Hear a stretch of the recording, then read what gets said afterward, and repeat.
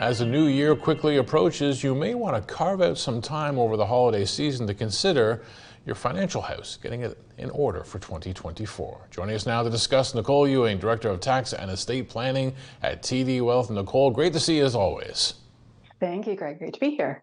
All right, so we got a few holiday things to get through in the next couple of days, a bit of a crunch, but then hopefully people have some downtime over the break. Heading into 2024, what do we need to be keeping in mind?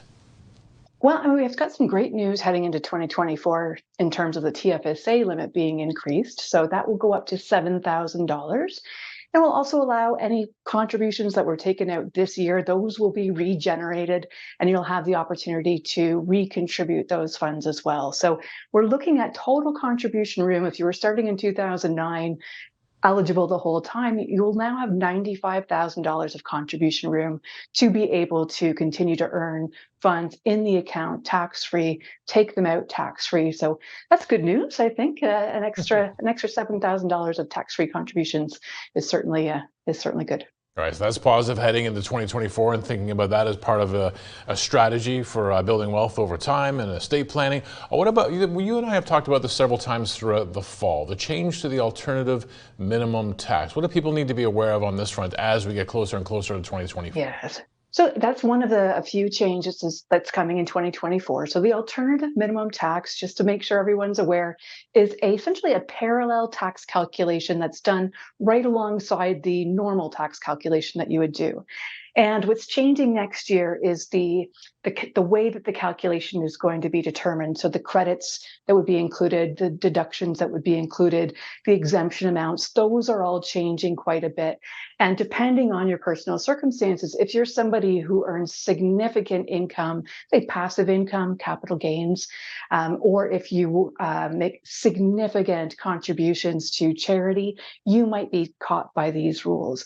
And another, we've seen the increase in the exemption amount go up from 40,000 to 173,000, so quite substantial, but that doesn't apply to trusts. So if you're earning income in a family trust, you'll really want to make sure that you look in to see how that calculation might be impacting you. Perhaps there's ways to do quick withdrawals while you're still in 2023, but just to be aware of some of those some of those changing rules. And as with anything, we want to be thinking about that sort of strategy in terms of your overall strategy. So how is that impacting your RRSP contributions, your TFSA contributions? Do you have the opportunity to perhaps earn income in a different way?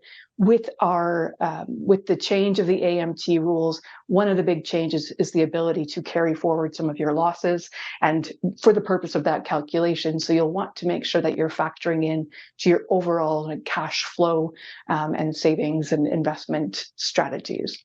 Some interesting things there to keep in mind. I got an email in my web broker inbox this morning reminding me that if you want to sell security to realize a capital gain or a loss for tax purposes, your time is running out. I mean, we're not even talking about a matter of weeks anymore. We're talking about days. We're getting very close to those limits. I'm very reluctant at this point to be talking about year-end tax planning because, to be frank, I mean, this is the year end, and it will take some time for those securities and those trades to be processed. And so, now is really not the time to be making panicky decisions. We want to be making our tax strategy really throughout the year and looking at things October, November, if we need to do any of our year-end strategies, but there are certain things you could do. So for example, you might want to, if you're planning to buy a home next year and you qualify for the first home savings account, you might want to hurry up and open that account now. That would give you carry forward room into 2024, so it would allow you to make two contributions of $8,000, and that way you've doubled the amount that you can utilize towards that home. So there are some, I'd say, last minute things. Same with charitable donations. If you're doing a direct gift, you still have time until December 31st. But if you're thinking of doing those really effective giving strategies like donating publicly traded securities that have an accrued gain, that deadline is now, because there will be a little bit of a delay in getting some of those things processed and over to the charities in time. But it's too late, I'd say, for some of the strategies that may take a little bit longer to implement. But we still do have the opportunity to do some last minute things. Again, we talked about the TFSA.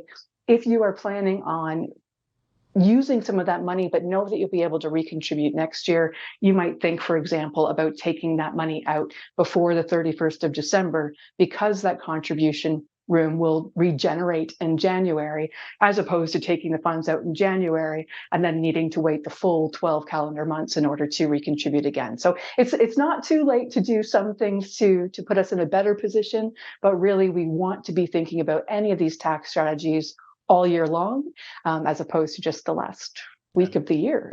Yeah, Nicole, when I saw this email and then you mentioning about that, this is a strategy you should have been deploying for the past couple months. It took me back to first year university. It's you got an essay due the next day. It's midnight and say, I'm going to read the book. And then I'm going to write the essay. I'm not going to sleep. I'm going to get it in under the wire. And then you're really playing a tricky game on it. We don't want to be doing all-nighters for tax planning. I think the accountants can do that in tax filing season, but we need to be thinking a little bit more long-term about our strategies. And things like, if we're going to be making contributions, for example, in the new year, maybe we're going to make a contribution to our RRSP. We do have the option to either use that RSP contribution against this year, 2023's income, or next year's income, 2024. So there's some flexibility there. But with any of these things, we want to be thinking, what can I do now to put me in a better position 6 months, a year, 10 years from now? And, there's what's the saying about the best time to plant a tree? So similarly, it's going to apply to tax planning. The best time to do it is all year long. The second best time to do it is as soon as you can. Yeah, this is a great thing about a new year, right? On top of resolutions, what everyone else says, you might have said, okay, I left it too late for this year. I didn't execute it this year, perhaps the way I wanted to. And the clock's going to turn over. The calendar's going to turn over. It's going to be 2024. And you start getting your act together, right? Yeah, we reset, right? We start again. And maybe that's something you can use the time over the holidays to be thinking about, what did you struggle with this year in terms of managing your finances and your different strategies? Is it something that perhaps you want to start putting in a certain day a month that you review these things, or having conversations with your family members about, this is a time when families are all together in the same room. You might have the opportunity to just, check in on each other and make sure that everybody's aware of the different opportunities that are available. You might have children, for example, who are turning 18 this year and might be able to make their first TFSA contribution. That might be a very nice holiday gift for somebody.